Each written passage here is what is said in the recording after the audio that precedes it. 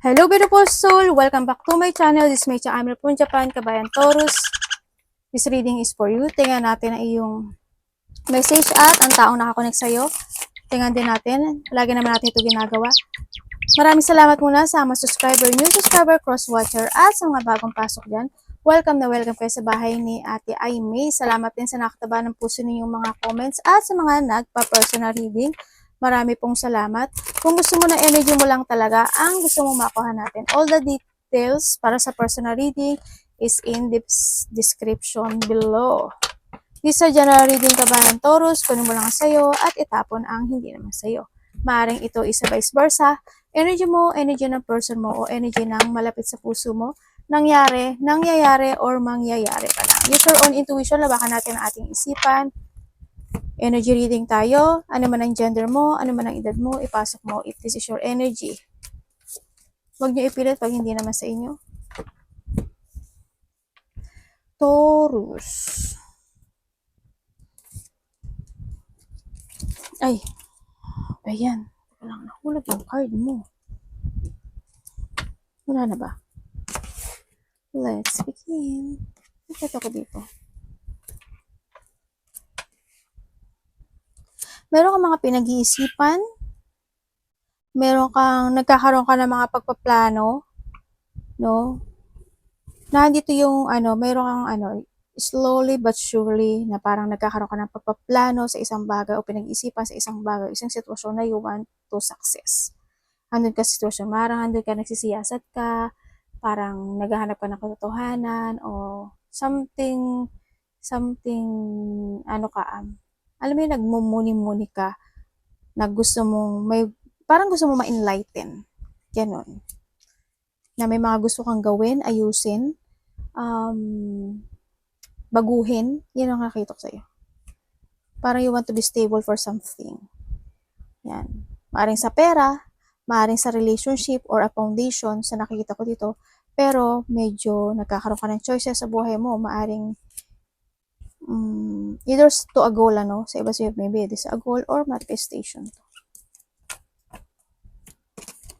Tingnan natin.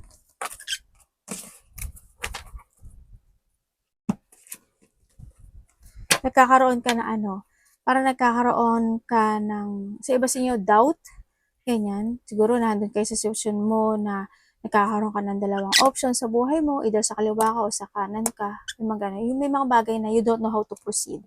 If you take it action or not, parang there's a decision making or option. Maring something preparation sa iba is a partnership.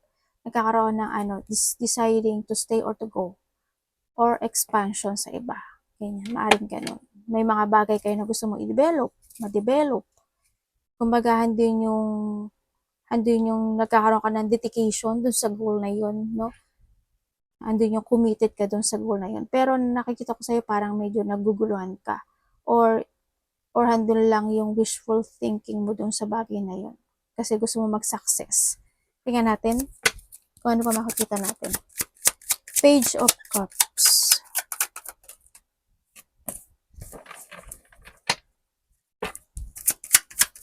Ano yung universe? Okay, may panimulang muli, no?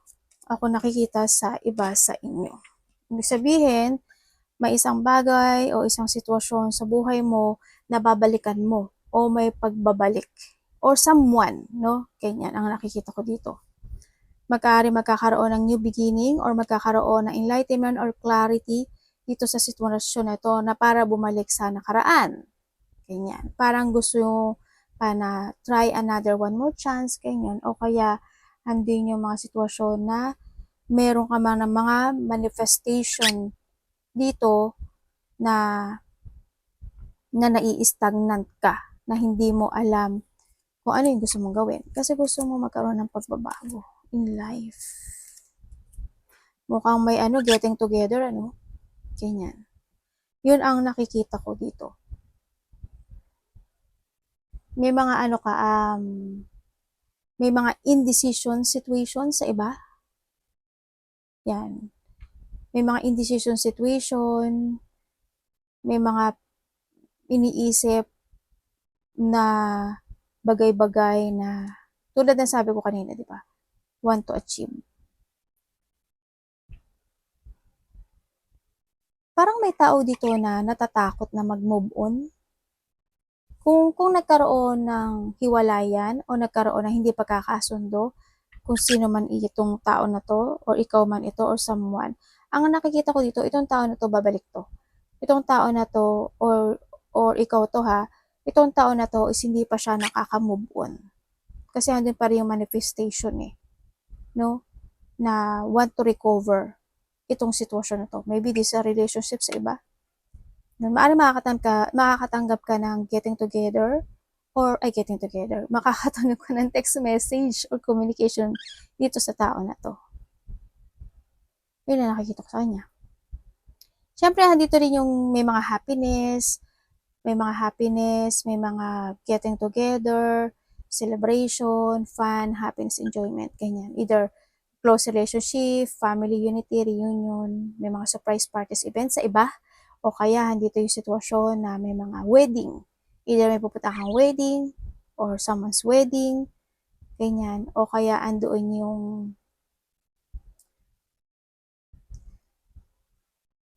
nahandoon yung coming home. Maaring uuwi ka ng Pilipinas, uuwi ka ng probinsya, o may manggagaling ibang probinsya, ibang bansa, mga ganun.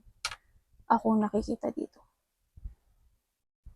You want to create something into your life, kaso ang nakikita ko ay napanghihinaan ka ng loob sa iba sa inyo. Nandito ka sa sitwasyon na you are manifesting or handun yung sitwasyon, may mga bagay na gusto mong nang desisyonan or gusto mong aksyonan at gusto mong itama. Yun na nakikita ko sa iba sa inyo. Iba sa inyo siguro, you have a manifestation na ay may buhok na magkaroon ng bahay, lupa, ganyan, paggawa ng bahay, mga ganyan. Magkaroon ng maganang good family, good relationship. Ikasal, syempre, kung hindi pa kayo kasal. Tingnan natin ang iyong Ace of Swords. Ay, namatay yung iPad.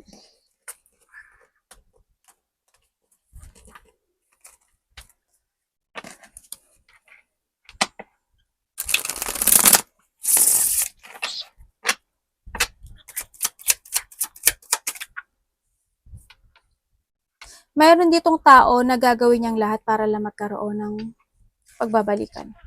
Kung nagkahiwalay kayo. Or pagbabati. Ace of Swords. Ikaw or someone.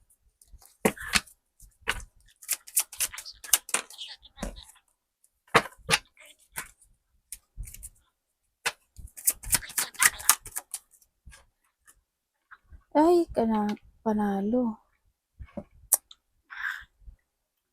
Nandito ka sa sitwasyon mo na may mga inaalala ka, no? Nandun yung, siguro yung iba sa inyo may insomnia, may mga nightmare, o kaya meron kayong mga iniisip-isip na bagay-bagay na gusto mong makamit in life. Kumbaga, you have an idea to pursue, no? Sa nakikita ko dito, kaso medyo nagwo-worried ka ata.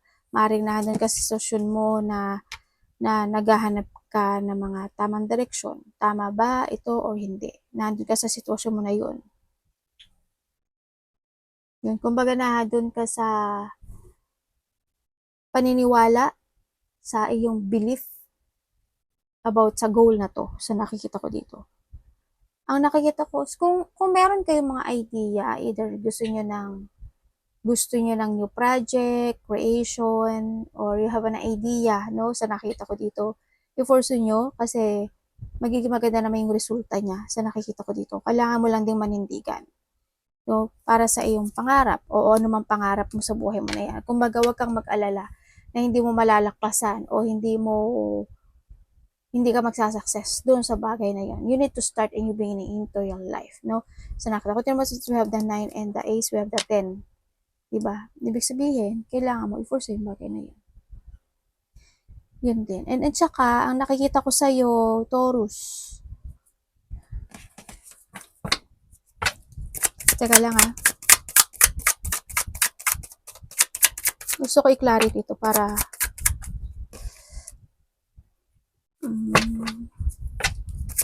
ay, ano to, universe? Aba? Ay, naku po, 3 of Swords. Naloko na.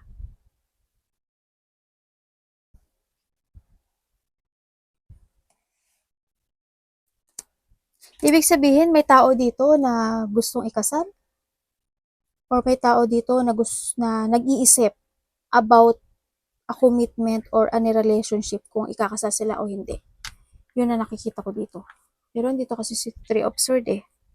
No, medyo ang nakikita ko, sana hindi kayo mag-away o walang mangyaring conflict or walang mangyaring hindi pagkakaintindihan. Ang nakikita ko to. Sa taong mahalaga sa'yo, syempre. No, sana walang ganong maganap ang mangyari. Sana walang separation, depression, loneliness, conflict, emotional pain, disappointment man yan, intense, or something hindi maganda. No, kasi andito kasi worrying. Sa nakikita ko dito. Pero may isang bagay isang sitwasyon sa buhay mo na magtatapos na. Iba dito, thinking for a married eh. Ang nakikita ko dito. Andun yung wish come true. No? Pero mukhang hindi pwede. Hindi naman siguro kayo lahat to. Mukhang hindi pwede. Kasi andito rin si Two of Swords. Kasi why? Someone's hiding. Mag-trust ka na lang sa intuition mo kung sino to. Someone's hiding. Ibig sabihin, may lihim. No? May lihim na itinatago na hindi mo nalalaman. Or pwede rin siya sa kaibigan mo, magulang mo. Pero it's more on commitment to eh.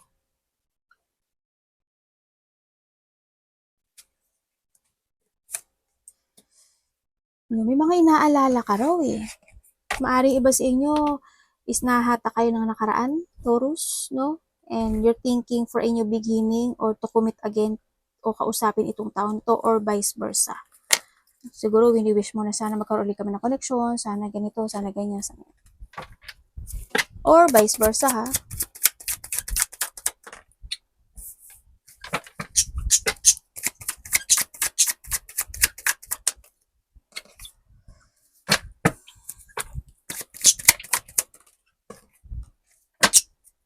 Ay, naku po. Devil, oh. Naku, kaloka. Okay? Okay. May taong masama yung pakay sa'yo, no? Mag-trust ka sa intuition mo. Okay, so nakakita ko sa'yo dito, may taong magaling magsalita. May taong magaling magsalita, may taong may ina-avoid siya. No, parang alam mo yung itong tao na to parang siguro pagkausap mo siya, pasikot-sikot siya. Parang pinapaikot ka niya, ganyan. Pero magaling siya magsalita as in. Sa nakita ko dito. Nagkakaroon ng frustration, nagkakaroon ng negativity, or you are being stuck, trapped, or stuck sa isang sitwasyon sa buhay mo na hindi ka makapag-desisyon this time or someone into your life. Ganun. May mga pilit mong binabalanse at kinokontrol ng isang sitwasyon. Alam mo yung nagkakaroon ka ng pag-evaluate sa bagay na yun, sa isang sitwasyon na yun. Yun na nakita ko. May tao ako nakikita na naghahari-harian, may kalupitan, may matigas ang puso, at may taong nagiging tanga. Hindi naman kayo siguro lahat to. Siguro halimbawa, yung karelasyon mo, o halimbawa, yung boss mo, halimbawa, yung magulang mo, halimbawa, someone into your life. Yun. May nakita akong paglayo or paghihiwalay. May nakita akong gano'n. Kaya yung iba sa inyo or someone is nakapokus siya sa painful na situation in life. Yan na nakikita ko. Hindi kayo lahat yan. You're stuck. Someone is stuck. May tao na makasarili, sakim, have an addiction, tao na nagkakaroon ka kasi ng blockage, Taurus. Kumbaga, you're holding back to change to your best version. Sabihin, yung may blockage ka sa buhay mo na need to let go, need to release. No? The Lovers. Baka iba dito may third party.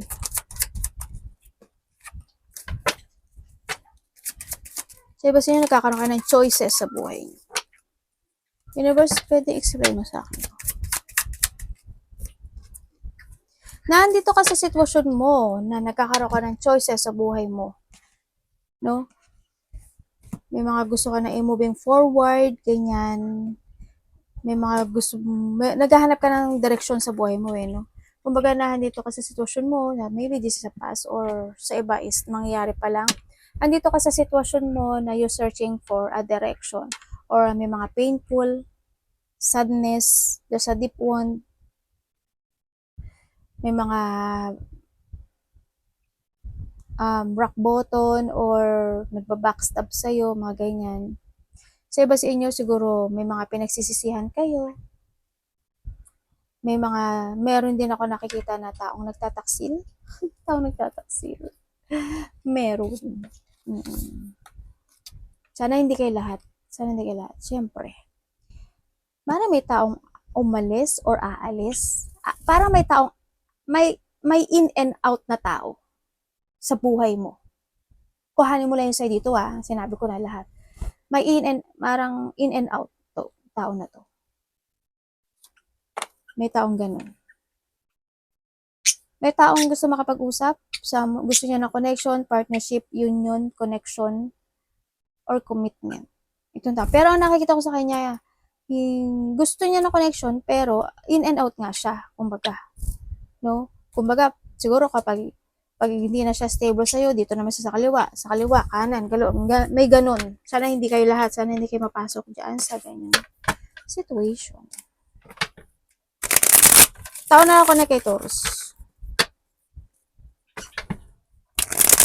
Ano ang nararamdaman mo kay Taurus? Kapatid, anak, magulang, karelasyon, kaibigan. Nine of Pentacles. Nararamdaman mo sa kay Taurus.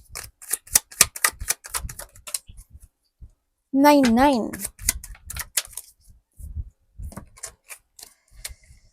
Okay. Ang nararamdaman mo sa kanya, siya yung tao na very independent. Siya yung tao na always focusing sa kanyang belief or sa kanyang mga pangarap sa buhay. Siya yung tao na sinasabi mo naman na caring, loving, mahalaga siya sa'yo, sabi niya sa'yo, Taurus. Yan ang sinasabi niya sa'yo. Yung kumbaga, you're a person na merong deep thinking, deep feelings sa buhay. Kumbaga, andito ka sa sitwasyon mo na, yun nga lang, sometimes kasi sinasabi nito, is, hindi ko alam kung vice versa to may mga, minsan may mga pagka, childish ka sa sinasabi niya dito. Yun ang sinasabi niya dito. Pero sabi niya mahalaga ka. Yan. Love and loving person. Maalaga. Ganyan. A person na, alam mo yung very creative person. A person na, always na palagi na gusto ng, ano yun? Harmony. Yan ang sinasabi niya dito. Very independent person ka raw. Kumbaga, ka rin, sinasabi dito na siguro may mga times na very defensive ka, ganyan. Parang parang may mga bagay na sitwasyon na nagkakaroon ka ng, pag may mga bagay na gusto mong panindigan, ganyan, nakikita ko sa'yo. Ay, hindi, siya pala. Ano ba yun, nalito ko. Parang, kayo, by internet ang connection nyo, either long distance, LDR, or maaring nakilala mo siya sa by internet, ganyan. Tingnan natin, Taurus, ano ang nararamdaman mo sa tao na to?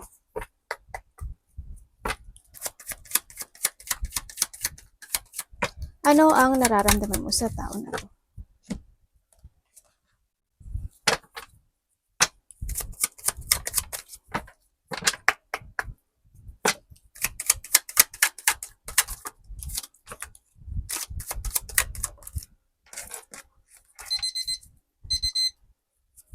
Anong ibig mo sabihin?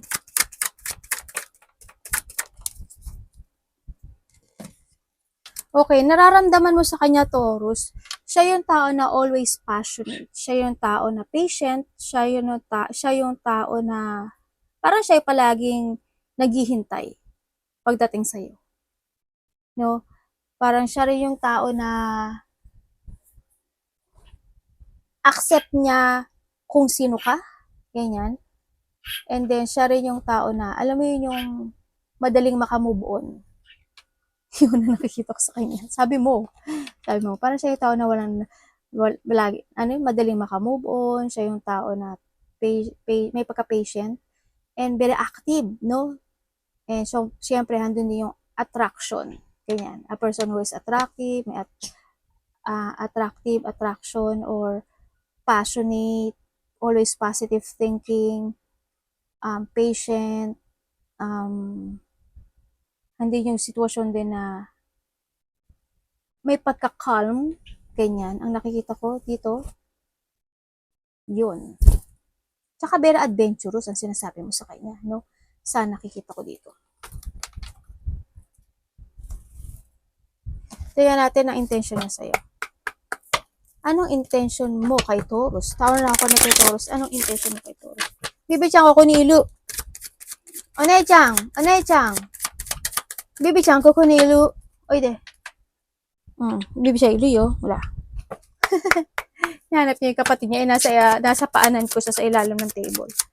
Tingnan natin ang intention niya sa'yo. Anong intention mo kay Taurus? Tawag na ako na kay Taurus. Ano ang intention mo kay Taurus?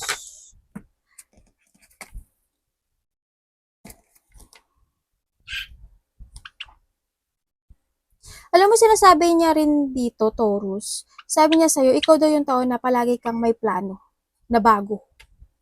You always have a plan, may mga bagay na palagi kang may mga bagong pananaw sa kinabukasan, o may mga bagay na, ano ka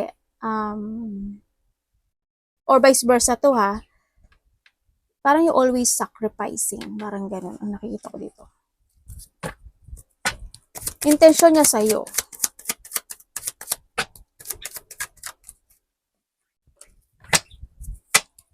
Ano yung sabihin?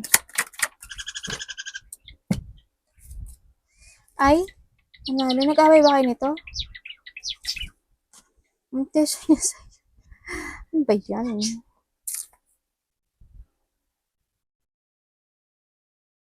Hindi ko alam kung parang nag-away ata kayo, hindi kayo nagkaintindihan. Neto.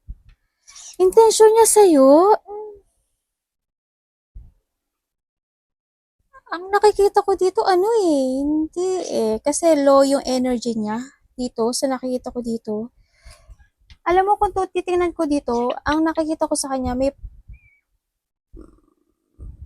pagkasinungaling, may pagsisinungaling, or maari na hindi yung sitwasyon na itong tao na to is moody. No? Yan. Intention niya sa'yo, moody siya parang hindi ko alam kung seloso o selosa siya or vice versa. Parang sarili niya lang iniisip niya. Ang nakikita ko kasi sa kanya dito, Taurus, ikaw ang sumunod sa kanya. Yun ang nakikita ko dito. Ikaw ang kumbaga, follow me. Kumbaga ganun. Yun ang nakikita ko ha, baaring vice versa tayo yun. Yun. Ang nakikita ko rin sa kanya, makasarili. Ganyan. Kumbaga siguro minsan may nag-away kayo or naging masungit. Baka nagselos. Kumbaga minsan sa kanya nanggagaling yung pag-aaway nyo o pinag-aawayan nyo. Ganun. Baka nga moody siya sa nakikita ko dito. Intention niya sa'yo is parang gusto niya ng forgiveness kung kayo nagkagalit o nag-away.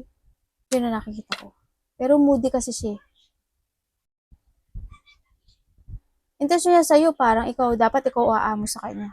Or vice versa.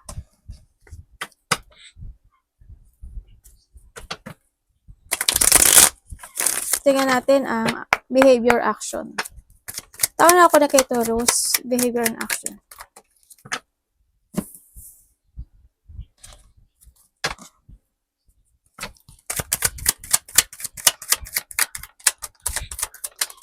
Siyempre, sinasabi niya dito sa'yo, gusto niya na to heal this relationship, di ba? Gusto niya, kumbaga, gusto niya ng reconciliation or hindi yung gusto niya ng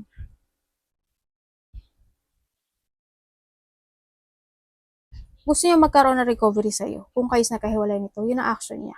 To heal this situation or kasi may unfinished business. Kumbaga, kung kayo nakahiwalay nito, ang nakikita ko dito o nagkagalit, hindi naman siya nakatawid eh. Sa nakita ko dito eh. Maaring magkakaroon kayo ng pag-uusap muli nitong tao na to to heal a situation. Ganyan. Baka magkaroon kayo ng pagbabating muli. Yun ang nakikita ko dito.